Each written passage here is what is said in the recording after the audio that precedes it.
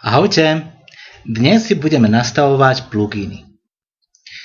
Teraz si nastavíme pluginy, ktoré sme si nainštalovali do systému WordPress. Začneme kontaktným formulárom, ktorý je nevyhnutný pre každú firemnú web stránku. Plugin Contact Form je obľúbený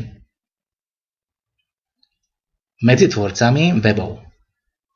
V ľavom paneli nájdeme položku Kontakt,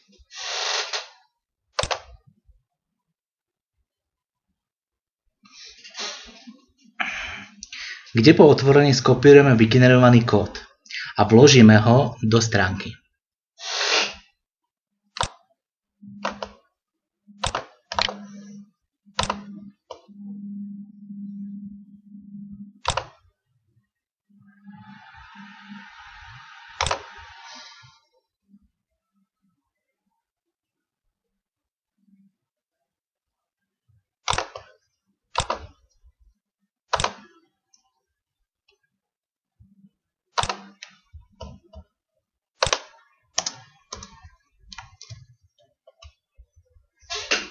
Stránku aktualizujeme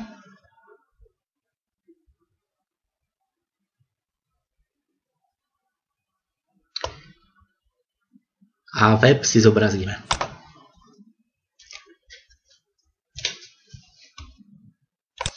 Ako vidíme, zobrazil sa nám kontaktný formulár.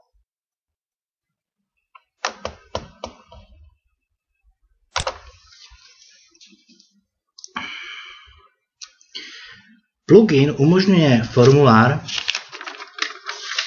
editovať, pridávať polia, checkboxy a tiež priradiť k ním popisky.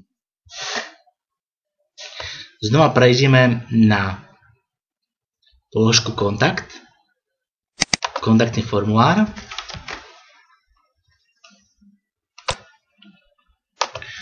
Kontaktný formulár si otvoríme.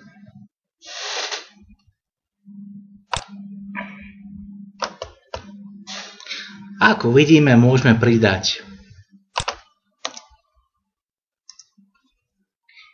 e-mail,